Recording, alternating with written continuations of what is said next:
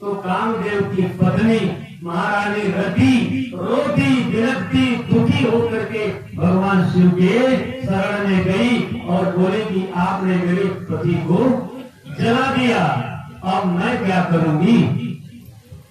भगवान भोलेनाथ ने कहा कि प्रश्न तो तुम्हारा बहुत सही है, लेकिन देवी मैं तुझे एक वरदान देता हूँ, तुम्हारे पति का तुमसे संबंध हमेशा रहेगा, जिसको कोई जान नहीं पाएगा। जब जदुवंश कृष्ण अवतारा, जब जदुवंश कृष्ण अवतारा, हुई हरिहरणी महामहिमा,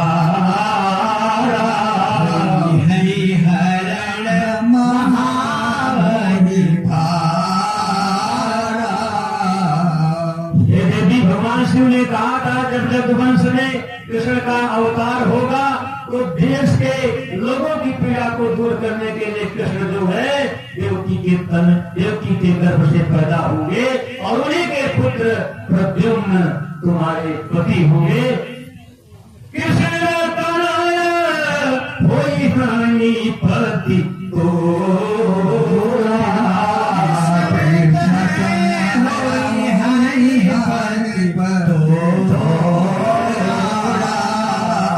वचन अन्यथा होई न मोरा, वचन अन्यथा होई न मोरा। इसलिए आप चिंता मत कीजिए, आप हमारे पति हैं और मैं आपको पति भाव से ही मान रही हूँ। इस प्रकार उनको समझाया बुझाया और उनको मायावी जितनी विद्याएं होती हैं, जो सम्रासुर को मालूम थी विद्याएं विद्यावती को मालूम थी, क्योंकि वो मुख्य रसोइया थी, सब कुछ उसको बताया गया। वो सारी विद्याएं प्रद्युम्न महाराज को वो सिखा दी, सिखा पढ़ा के अस्त्र चलाना, घुड़सवारी करना, मायावी रूप दिखाना, सब कुछ बता दिया। इस प्रकार प्रद्युम्न महाराज और उसके घर में पढ़ने लगे और ज्ञान की प्राप्ति करने लगे।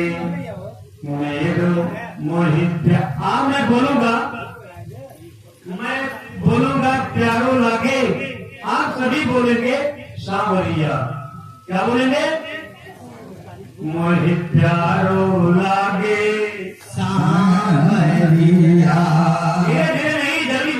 मोहि प्यारो लागे सांवरिया, मोहिनी को लागे सांवरिया, मोहि प्यारो लागे सांवरिया, मोहिनी को लागे सांवरिया। देखो देवकी नंदन सांवरिया, यशोदा जी के नंदन सांवरिया, मोहि प्यारो लागे सांवरिया, मोहिनी को लागे सांवरिया, प्यारो लागे सांवरिया।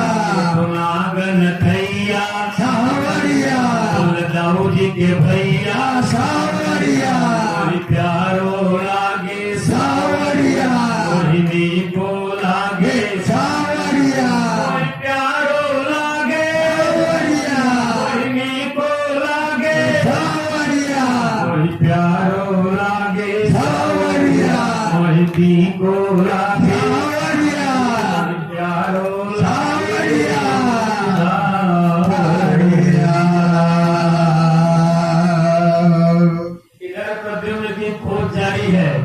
भगवान कृष्ण अपने ग्वाल वालों को आदेश दे दिया कि धरती पर भूतल में हो या नम में हो, सब खोजो कहाँ पर है। खोजते खोजते विश्वस्त सूत्रों से पता चल ही गया कि सम्रासुर ने इनका हरण किया था। तो अब सम्रासुर से बैर हो ही गया। अब सम्रासुर को मारने के लिए संपूर्ण यादवी सेना तैयार हो गई। इधर महाराज प्रद्युम्न भी सारी विद्याओं को सीखे हैं और सम्रासुर का वध कर देते हैं, उसका अंत हो जाता है। इस धरती से एक महान पिशाच का, एक काल का नाश होता है। बोले प्रद्युम्न भगवान की जय। भाई देखिए, आप लोग जय बोलते हो तो मुझे थोड़ी संतुष्टि कम मिलती है।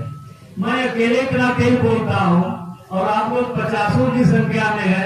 ऐसा जय बोलो कि लालगंज तक पहुंचे। बोलो प्रद्युम्न भगवान। देखो, जय में बहुत बड़ी शक्ति होती है। जय बोलने वाले अगर किसी के पीछे हो गए ना तो जीतता भी नहीं है। इसलिए तो जयकारा लगाया जाता है। जयकारा लगाने में कंजूसी नहीं करनी है, खूब जोर से लगाना। ताली बजानी है तब भी कंजूसी नहीं करना। अगर भजन गाने का आदेश मिलता है तो भजन को भी गाओ। बोले आनंद कंद भगवान की जय।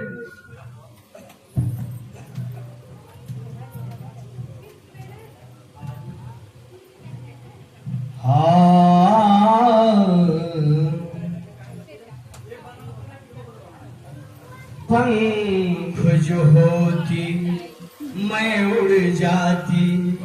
माता यशोदा कहती है कि आज हमारे पंख होती तो मैं अपने लालना को देख लेती। हमारे तो दूध की धार बह रही है, पता नहीं लाल हमारे खाए हैं कि नहीं। कि पंख जो होती मैं उड़ जाती नंद बाबा के गांव। उमड़ घुमड़ जिया मोरी आई गए, बहे दूध की धार लाल मोरी रोवत हुई कि भूखे सोवत हुई। लाल मोरी रोवत हुई कि भूखे सोवत हुई। पंख जो होती मैं उड़ जाती नंद बाबा के गाँव। उमड़ घुमड़ जिया मोरी आई गए, बहे दूध की धार लाल मोरी रोवत हुई कि भूखे सोवत हुई। लाल मोरी रोवत हुई कि भूखे सोवत हुई। कंस बैर मेरा 7 पुत्र है, पत्थर पर तय मारी। कंस बैर मेरा 7 पुत्र है, पत्थर पर तय मारी। हम ही अभागी बंधी रही यही वीरन के पतवार। पंख जो होती मैं उड़ जाती नंद बाबा के गाँव।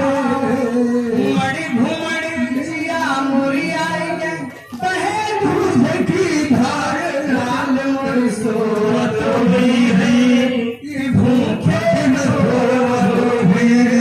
लाल मोरी सोवत हुई कि भूखे सोवत हुई। बहुत अच्छा संजय जी, आपने एक माता की वेदना एक लाल के प्रति जो होती है बहुत ही अच्छे ढंग से प्रस्तुत किया। आपको धन्यवाद है। भगवान आपकी मेधा शक्ति को बढ़ाते रहे। बोले आनंद कंद भगवान की जय। माता की बात है तो एक गीत हम और सुना देते हैं। सुना दो।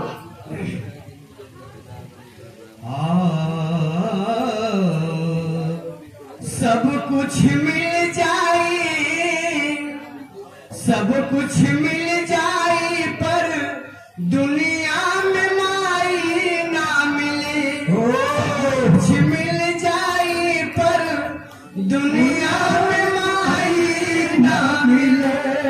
माई के दुधवान, माई के दुधवान और दूसर मिठाई ना मिले। बाबा मिल जाए पर दुनिया में माई ना मिले। सब कुछ मिल जाए पर दुनिया में माई ना मिले। माई के दुधवान, माई के दुधवान और दूसर मिठाई ना मिले। सब कुछ मिल जाए पर दुनिया में माई ना मिले। ऐसन धरती पे के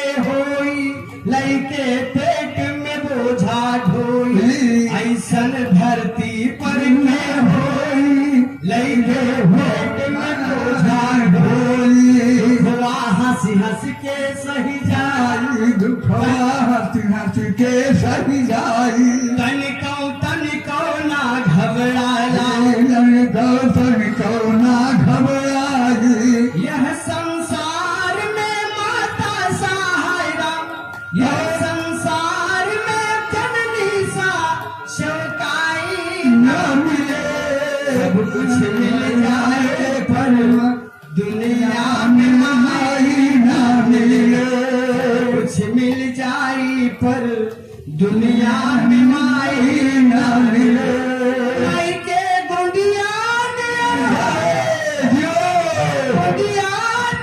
दूसर रजाई न मिले माई के गुंडिया दूसर रजाई न मिली सब कुछ मिल जाए पर दुनिया में माई न मिले सब कुछ मिल जाए पर दुनिया में माई न मिले माई के दुधवा नियर दूसर मिठाई न मिले सब कुछ मिल जाए पर दुनिया में माई न मिले माई के गुंडिया नियर दूसर रजाई न मिले सब कुछ मिल जाए पर दुनिया में माई न मिले बोले आनंद कंद भगवान की जय। परीक्षित रोने लगे, उनके आंखों से आंसुओं की धारा बह रही है। गुरुदेव समझा रहे हैं कि राजन धैर्य धारण कीजिए, आप इतने भावुक क्यों हो गए? बोले प्रभु क्या करूं, जिस भगवान ने गर्भ में मेरी रक्षा किया, उनके गुणों को या उनके वंशधरों के गुणों को सुन सुन के मेरे आंखों से बिना रोके आंसू बहते चले जा रहे हैं। हे राजन शांत रहिए, अभी तो भगवान की अनेक ऐसी ऐसी लीलाएं हैं जहां पर उनके महत्व का प्रतिपादन होगा, तो आप कैसे अपने आप को संभाल पाएंगे? राजन एक राजा थे इस संसार में, सत्राजित स्वतनया कृष्णाय कृतकिल विषः समन्तकेन मणिना स्वयमुद्यम्य दत्तवान्। हे राजन परीक्षित, एक राजा थे जिनका नाम था सत्राजित। सत्राजित भगवान सूर्य के परम भक्त थे। सूर्य की उपासना से सूर्य को उन्होंने वश में कर लिया, सूर्य प्रसन्न हो गए। अब सोचिए, इस संसार को ज्योति देने वाले, संसार भर को प्रकाश देने वाले, जिसके ऊपर भगवान सूर्य की कृपा हो जाएगी, उसको किस चीज की आवश्यकता?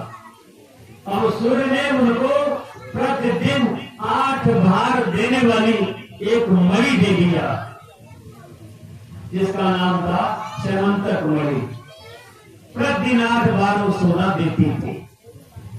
सत्राजित उसको पा करके सूर्य की भांति चमकने लगे। पैसे की कमी नहीं, मणि ही मिल गई है। और उसको लेकर के यत्र तत्र पूरे संसार में घूमते रहते थे। एक दिन उनके मन में आया कि मैं द्वारका जाऊंगा, और गले में उस मणि को लटका लिया और द्वारका की ओर प्रस्थान कर गए। दूर से ही द्वारका वासियों ने देखा कि कोई तेज हमारी तरफ चला आ रहा है। उन्होंने अनुमान किया कि लगता है भगवान कृष्ण से मिलने के लिए दुनिया आ रही है, तो सूर्य देवता भी आ गए होंगे। जाके बोले परम प्रभु, आपसे मिलने के लिए भुवन भास्कर मरीच हिमालय भगवान सूर्य पधार रहे हैं। भगवान कृष्ण ने विचार किया, ध्यान किया कि ये तो सूर्य नहीं है, ये तो सत्राजीत है। सूर्य की कृपा से, सूर्य के द्वारा प्राप्त मणि के आधार पर यह इतना चमक रहा है। लोगों को समझाया कि ये सूर्य तो नहीं है, लेकिन हमारे अभ्यागत हैं। अतिथि का सत्कार हमारे इस द्वारका में अच्छे से होना चाहिए और उनको अच्छे भवन, अच्छे ढंग से सजा धजा करके रहने के लिए, विश्राम करने के लिए प्रदान कर दिया। 2-4 दिन वहां रहे। उसके बाद सत्राजीत वहां से जाने के लिए भगवान कृष्ण और उग्रसेन से कहा। तो भगवान कृष्ण ने कहा कि राजन, आप तो धर्मात्मा राजा हैं, आप बलशाली राजा हैं, धन की आपको कोई कमी नहीं है और ऊपर से आपके ऊपर भगवान सूर्य की धनी बड़ी कृपा हो गई है कि आपको बड़ी मिल गई है। मैं आपसे एक निवेदन करूंगा, अगर आप मेरी बात मान जाएं तो सत्राजीत ने कहा, बताइए। बोला, ये मणि आप तो क्या करेंगे, आप तो बहुत रख लिए। ये मणि आप राजा उग्रसेन को दे दीजिए, यहाँ द्वारका में इसकी जरूरत है, द्वारका में कुछ धन धान्य की वृद्धि हो जाए। भगवान कृष्ण के कहने के बावजूद भी सत्राजीत ने हाँ नहीं कहा, न हाँ कहा न ना कहा। लेकिन जब कुछ न बोले तो क्या माना जाए। और कुछ ऐसे उसके भाव थे, भावनात्मक विचार, जिससे कृष्ण जान गए कि ये देने वाला नहीं है। राजों के राजा, महाराजा, सम्राट जिसके कहने से उसकी हर आज्ञा का पालन करने के लिए तत्पर रहा करते थे, ऐसे कृष्ण के कहने पर भी सत्राजीत ने उस मणि को नहीं दिया। अब कृष्ण को नहीं दिया तो उसका कल्याण तो बहुत नहीं होने वाला है और वहां से चला आया। सत्राजीत सोच रहा है मन में कि कृष्ण ने मुझसे मणि मांगी, मुझे दे देना चाहिए था, लेकिन अब तो गलती हो ही गई है। किसी कुआं में खड़ा हुआ है और आकर के अपनी राजधानी में निवास करने लगा। उसका एक छोटा भाई था जिसका नाम था प्रसेनजीत। एक दिन सत्राजीत का भाई प्रसेन उसी मणि को गले में लटका करके वन की यात्रा कर दिया, बिना पूछे। भाई की संपत्ति है, प्यार बहुत था, बहुत दुलार करता था, लेके चला गया। अब प्रसेनजीत जब मणि को लेके गया, रथ पे सवार होकर के, तो जंगल से एक शेर निकला और शेर ने उसके ऊपर आक्रमण कर दिया, उसका रथ का पहिया तहस नहस कर दिया और उस प्रसेन को मार करके उसके गले में पड़ी हुई एक सीमांतक मणि को लेकर के घूमने लगा। अगर दुनिया में एक से बड़े लोग होते हैं, कहते हैं कि कोई बलवान है, हमसे बलवान आप बलवान हैं, आपसे बलवान कोई और बलवान होगा, बलवान से बलवान, बलवान से बलवान, बलोत्तर बलोत्तर महान, जो सबसे बलवान कोई भगवान। कोई बुद्धि है, हमसे ज्यादा आपको बुद्धि, बुद्धि से बुद्धि, बुद्धि बुद्धि बुद्धितर बुद्धितम, जो सबसे अधिक बुद्धि करता है वो क्या है, भगवान। सुंदर है हमसे, आप सुंदर है, आपसे कोई और सुंदर होगा। सुंदरतम, संसार का जो सबसे बड़ा सुंदरतम है वो भगवान। हर चीज की जहाँ पर सीमा हो जाती है वही परमात्मा होता है। अब शेर जो है जंगल का राजा माना ही जाता है, मणि लेकर के इधर उधर घूम रहा है। मणि चमकती है, दूर से ही उसका प्रकाश देख करके एक भालू जंगल में घूम रहा था और भालू ने देखा कि कोई शेर मूल्यवान मणि को लिए जा रहा है।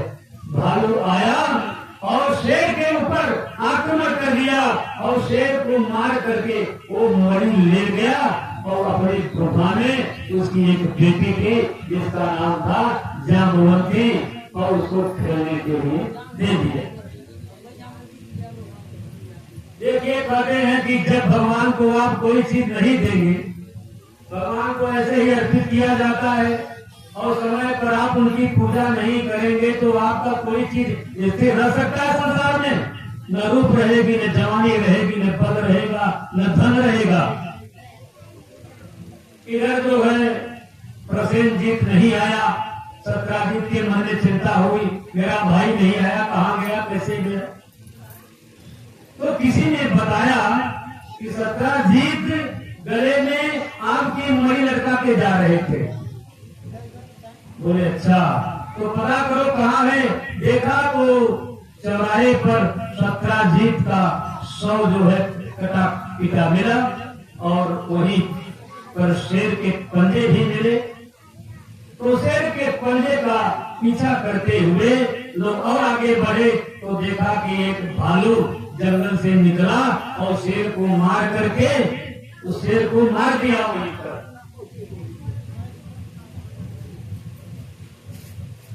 तो सत्राजीत खोज नहीं पाया, बड़ा विशाल जंगल था, लेकिन उसके मन में यह आशंका हुई कि मेरे भाई प्रसेन को मारने वाला कोई शेर नहीं है, मेरे भाई प्रसेन को मारने वाला कोई भालू नहीं है, मेरे भाई को मारा है यशोदा नंदन श्री कृष्ण ने, क्योंकि उन्होंने एक बार जब मैं द्वारका गया था तो श्रीमंतक मणि की मांग की थी, मैंने उसको दिया नहीं, इसलिए कृष्ण ने ही उसको मारा होगा। कृष्ण के ऊपर आरोप लग गया, कलंक लग गया। ये बात कानों कानों तक कृष्ण के पास पहुंच गई। कृष्ण भगवान ने सोचा बिना मतलब का मेरे ऊपर अपराध का कलंक लग गया, इस कलंक का टीका मैं मिटा के ही छोड़ूंगा।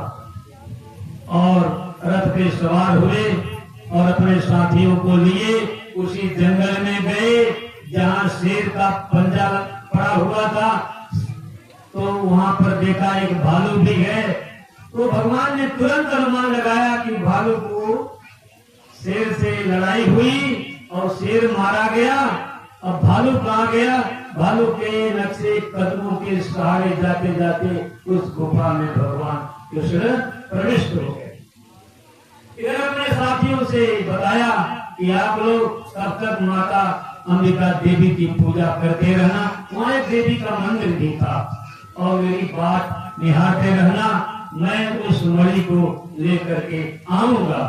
चले गए अंदर, जामवंत जी सो रहे हैं और उनकी बेटी उसी मणि को लेकर के खेल रही है।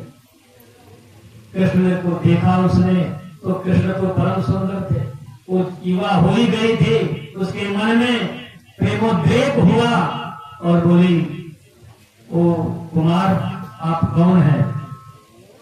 बताया कि मैं ऐसे ऐसे आया हूं और इसी मणि की खोज करने के लिए। बोले मणि तो मेरे पिताजी की है, पिताजी को पता चलेगा तो आपको छोड़ेंगे नहीं। आप इसलिए आपसे मैं मोहित हूँ, आप का मैं अनिष्ट नहीं देखना चाहती हूँ, निवेदन करती हूँ कि आप धीरे से निकल जाते। कन्हैया ने कहा नहीं, मैं उन्हें जगा के ही उनका उद्धार करने के लिए मैं आया हूँ, बहुत दिनों से हमारी उनकी मुलाकात नहीं हुई है। अब ये सब बातें हो रही है गुपचुप। जामवंत के कानों में आवाज पड़ी, आंखें खोला, देखा पीतांबरधारी, मंद मंद मुस्कान, मुरली हाथ में। कौन हो तुम? गंभीर आवाज में, कौन हो तुम? कैसे आया? किसने भेजा यहाँ? मैं कृष्ण हूं, देवकी का पुत्र हूं, इसी मणि को लेने के लिए मैं यहाँ पर आया हूं। ये मणि हमारी है। कृष्ण ने कहा ये मणि हमारी है। अब हमारी में बातचीत बढ़ गई, लड़ाई की स्थिति बन गई। प्रहार होने लगे। 28 दिन तक घुसा युद्ध होता रहा, मल्ल युद्ध होता रहा। कभी जामवंत फटके थे, कभी कृष्ण भगवान, देवता लोग निहार रहे हैं। ये भगवान आपकी लीला अपरंपार है। इधर मंदिर के बाहर पूरा जनमानस एकत्रित है और माता की स्तुति में सब लगे हैं। तेरी जोत जगे तेरा भोग लगे, तेरी हो रही जय जयकार माता, दर्शन दो एक बार। तेरी जोत जगे तेरा भोग लगे, तेरी होती जले तेरी भोग लगे, तू दर्शन दे एक बार हो राधा। कीने कीने मैया तेरा भवन बनाया, कीने कमर डुलाया, ओ माता रानी कीने चंवर डुलाया।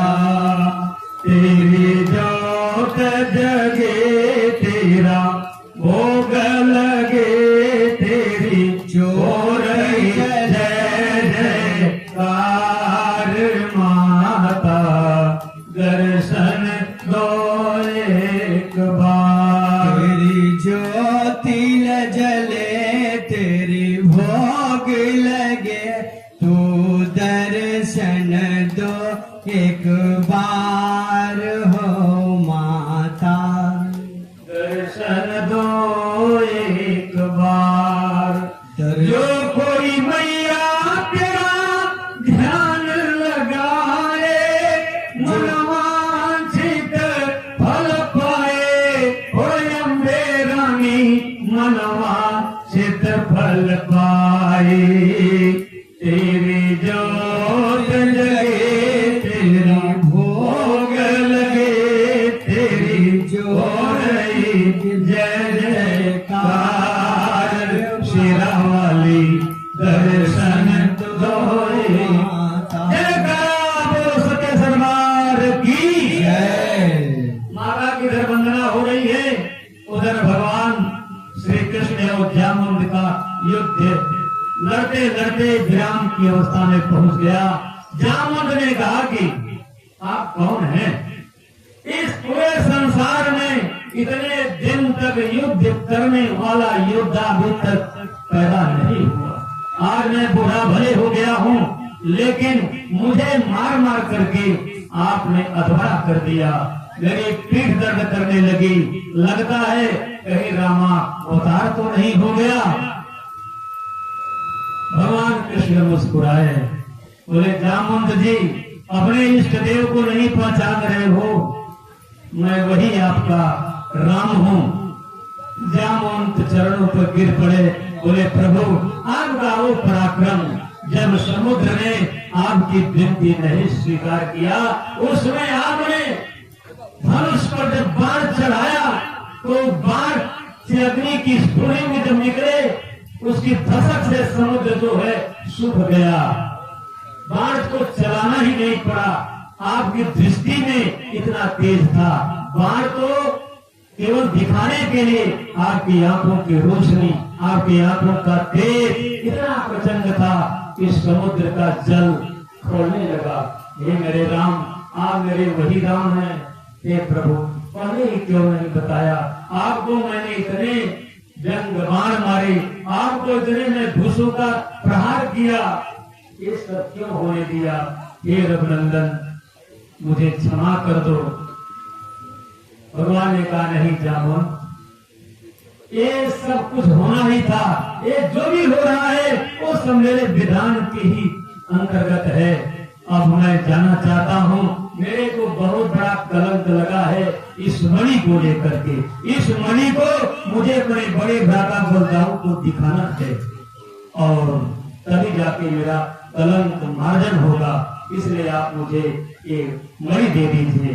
जामवंत ने कहा कि प्रभु मणि तो मैं दूंगा ही, ये तो आपका है ही, लेकिन हमारी एक इच्छा है। अब मैं बुरा हो गया हूँ, मेरी बेटी युवती हो गई, विवाह के योग्य है, अब मैं कहाँ जाऊँ, किस वर को ढूंढूं? आपसे सुंदर गुणवान वर कुल कहाँ मिलेगा? आप मेरी बेटी को स्वीकार कर लीजिए, मेरी बेटी को ले लीजिए। जामुन ने हाथ पकड़ाया और संकल्प के मंत्र पढ़ करके तस्मै कन्या प्रदीयताम, कन्या को दे दिया और कहा कि हे नाथ, आप थोड़ी देर तक और ठहरे रहिए, मैं आपका ये सुंदर बदन, सुंदर शरीर अपने आंखों से देखता रहूं। जब तक मेरी प्राण नहीं जाते हैं तब तक आप स्थिर रहें। और वहीं पर उनका देहावसान होता है, भगवान उनका भी उद्धार करते हैं।